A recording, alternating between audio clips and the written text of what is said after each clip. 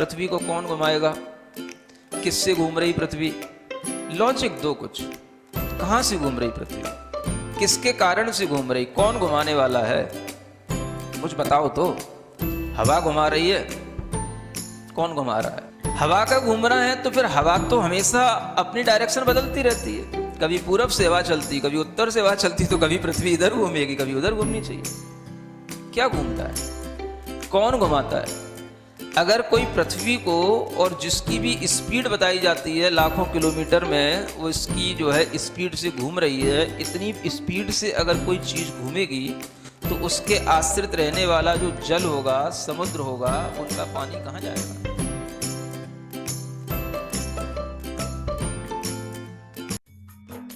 इस कार्यक्रम के पुण्यार्जक हैं गुरु भक्त परिवार, दिल्ली।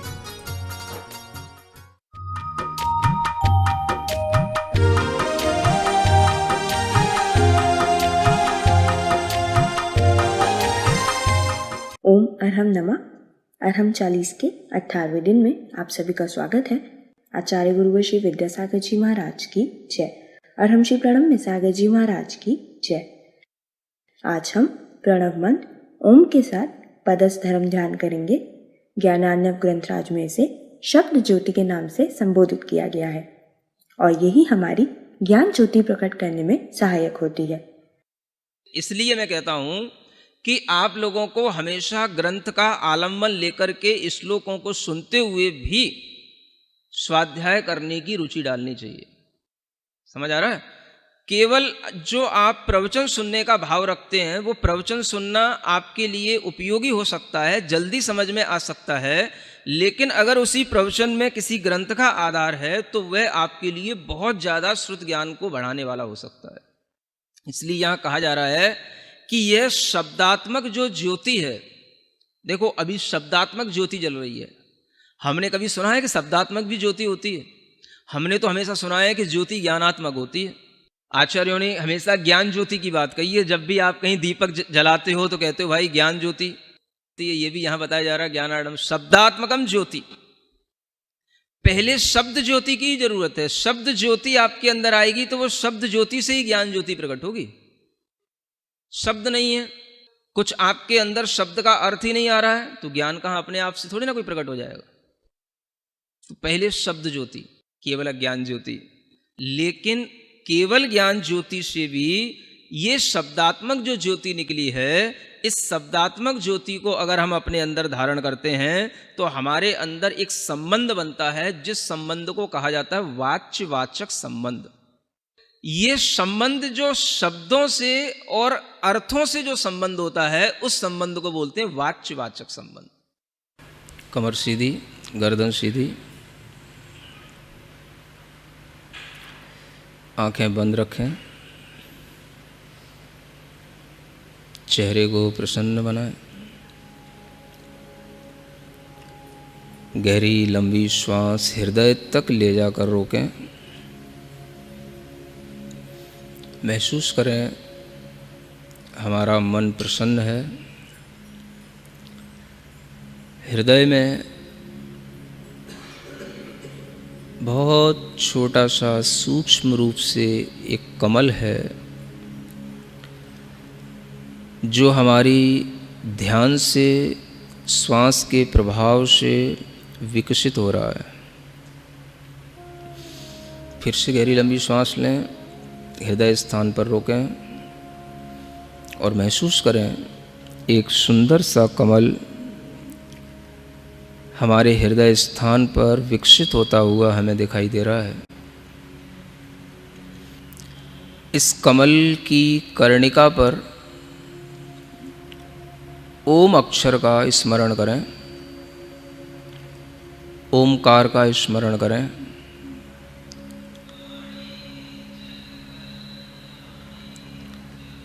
इस ओम की आकृति को अपने मन में लाने के लिए इस ओम का एक बार नाद करें।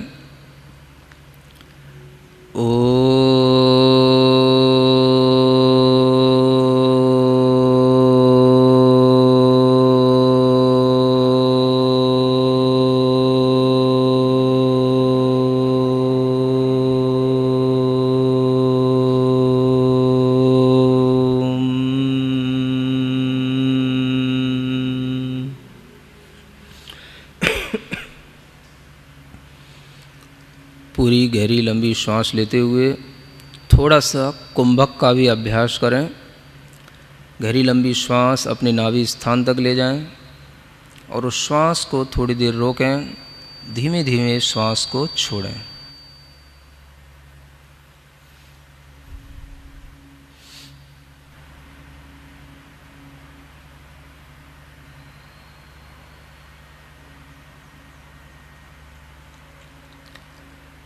फिर से अपना मन पूरा हृदय स्थान पर लाएं। हृदय कमल की मध्य कर्णिका पर ओंकार का स्मरण करें। उस कमल के चारों ओर बहुत सारे पत्ते हैं, दल हैं, कमल की पाखुड़ियाँ खिली हुई हैं। उन पाखुड़ियों पर हम स्वर और व्यंजनों का स्मरण करेंगे। पहली पाखुड़ी पर स्वरों का अंकन्यास करें। अ आ, इ ई, उ ऊ, री री री, लिरी लिरी, ए ऐ, ओ औ, अंग ह। उसी के बगल में दूसरी पाखुड़ी पर क वर्ग का पूरा उल्लेख करें। क ऊपर से कमल दल की पाखुड़ी के ऊपरी सिरे से निचले सिरे की ओर लाते हुए कर्णिका की ओर आते हुए क, उसके नीचे ख, ग, घ, ञ। उसी के बगल में च वर्ग च, छ, ज, झ, ङ। उसी के बगल में ट वर्ग ट, ठ, ड, ढ, ण। उसी के पास त वर्ग त, थ, द, ध, न।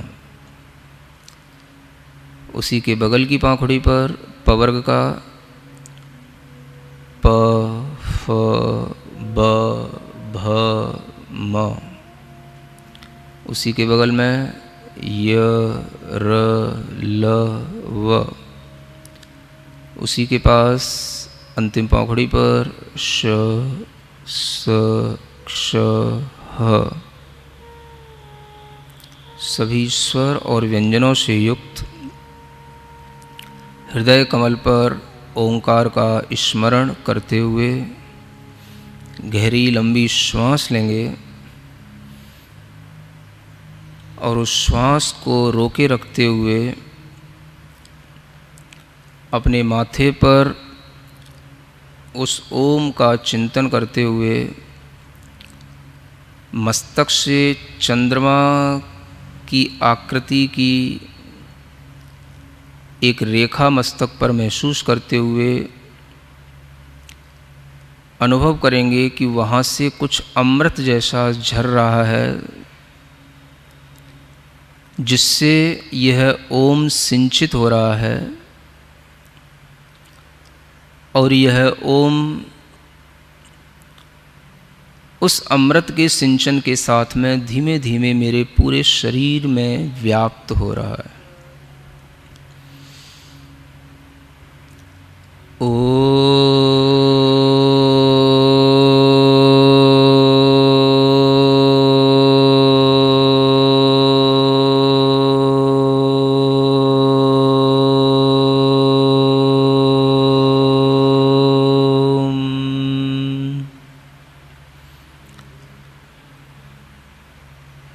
जो सफ़ेद रंग का ओम है, अमृत से सिंचित हुआ है, माथे के पास से झरता हुआ पूरे शरीर में फैल रहा है, उस सफ़ेद रंग के प्रकाश का, सफ़ेद रंग की आभा का पूरे शरीर में अनुभव करेंगे।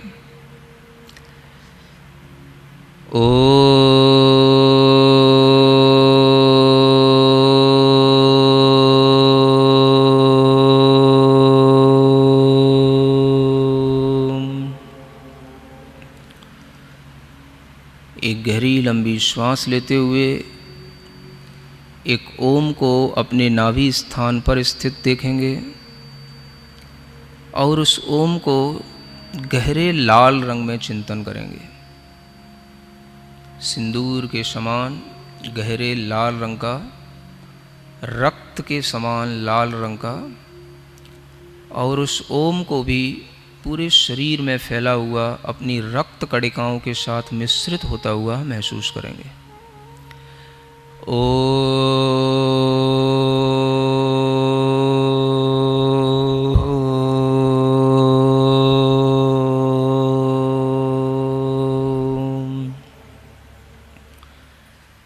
महसूस करें हमारे शरीर में जो ब्लड होता है उसमें दो ही प्रकार के सेल्स होते हैं, वाइट और रेड। और ओम के दोनों प्रकार के रंगों के स्मरण से हमारे ब्लड के सभी सेल्स बिल्कुल बैलेंस्ड हो रहे हैं, सभी में एनर्जी आ रही है। हमारे पूरे शरीर के अंदर ब्लड में इस ओम की शक्ति, ऊष्मा का प्रवाह निरंतर घुल रहा है। सफ़ेद और लाल रंग की वह रक्त कोशिकाएं अपना काम पूर्ण रूप से सही कर रही हैं। जब भी कभी इन ब्लड सेल्स में कमी आ जाती है तभी कैंसर, ट्यूमर, अनेक तरह के ब्लड के कैंसर, ब्लड की प्रॉब्लम्स, ये सब रोग इसी कारण से उत्पन्न होते हैं। इसलिए लाल और सफ़ेद रंग दोनों से मिश्रित हुआ ओम का ध्यान अपने पूरे शरीर के अंदर करें। कोई भी शरीर के अंग में वह स्थान न रह जाए जहाँ पर यह लाल और सफ़ेद रंग का प्रकाश घुल मिल न रहा हो। पूरे जोर के साथ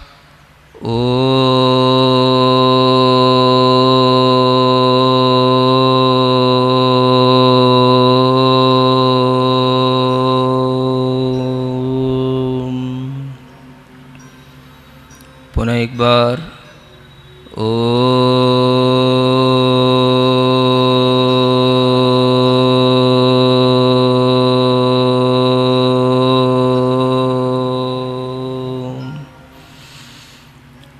देखें पूरे शरीर के अंदर एक महातत्व फैला हुआ है, महामंत्र है, महाबीज पद है जो बहुत प्रभाव से संपन्न है।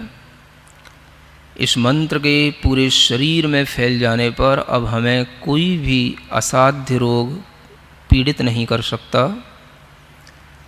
मैं हर प्रकार के रोग से लड़ने की क्षमता से युक्त हूँ। भावना करें, मैं हर तरह की बीमारी से लड़ने में समर्थ हूँ।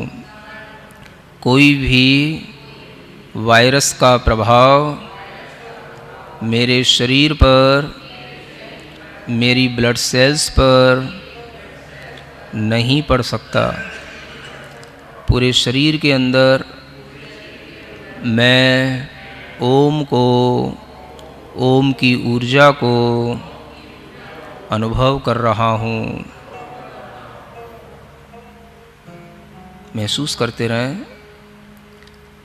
लाल रंग का प्रकाश नाभि से उत्पन्न हुआ है, सफ़ेद रंग का प्रकाश मस्तक से उत्पन्न हुआ है और वह ओम पूरे शरीर में इन दोनों प्रकार के रंगों से घुल मिल रहा है।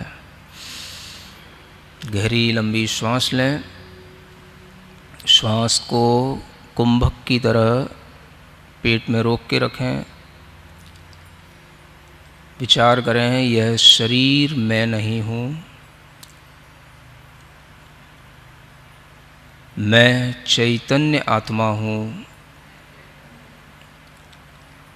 मेरे कर्मों के कारण से मुझे यह शरीर मिला है।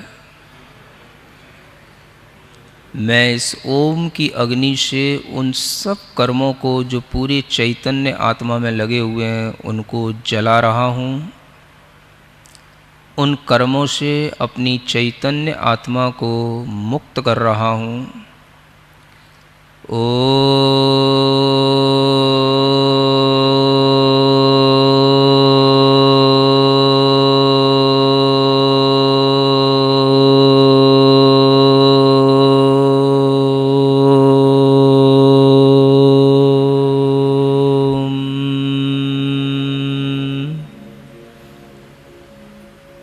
महसूस करें पूरे शरीर में फैली हुई चैतन्य आत्मा से जुड़े हुए सभी कर्म भाग रहे हैं, नष्ट हो रहे हैं, दब रहे हैं और मेरा आत्मा शुद्ध हो रहा है, स्वस्थ हो रहा है।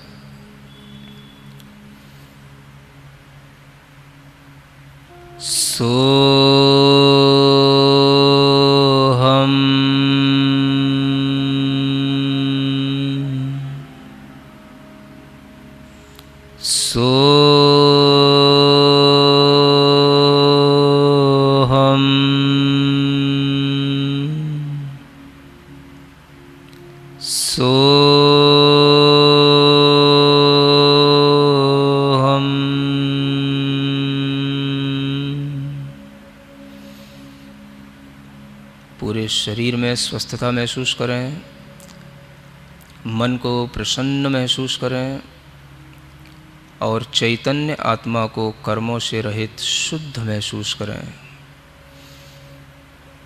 मैं सिद्धों के समान शुद्ध चैतन्य आत्मा हूँ।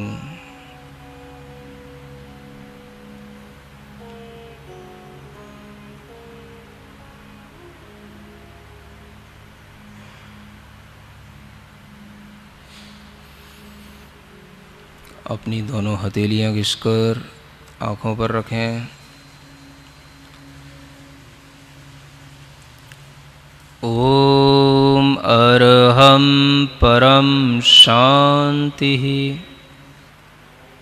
पूरे शरीर में अपने हाथ का स्पर्श करके जो भी लोग कहीं पर रोगी होकर के दुखी हैं, जिनको अनेक तरह के कोरोना, कैंसर आदि की बीमारियां हैं, उन सब के लिए अपनी यह शुद्ध ऊर्जा, शुद्ध भावना पहुंचाएं और भावना करें, सर्वे भवन्तु सुखिनः, सर्वे सन्तु निरामयाः, सर्वे भवन्तु सुखिनः, सर्वे सन्तु निरामयाः, जीवन्तु जन्तवः सर्वे, जीवन्तु जन्तवः सर्वे, व्याधिव्यसनवर्जितं, व्याधिव्यसनवर्जितम्।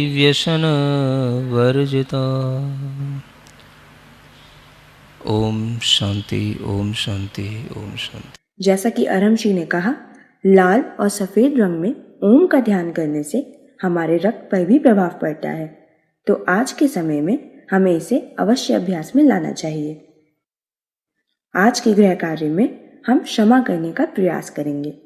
आज जब भी हमें किसी पर क्रोध आएगा, किसी से भी कोई लड़ाई आदि की परिस्थिति होगी, तो हम पहले अपने मन में शांति से 3 बार ओम अरहम नमः का उच्चारण करेंगे और उसके पश्चात ही कुछ भी करेंगे। आज के लिए इतना ही।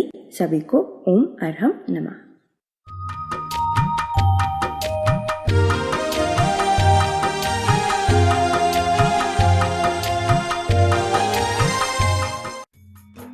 इस कार्यक्रम के पुण्यार्जक थे गुरु भक्त परिवार, दिल्ली।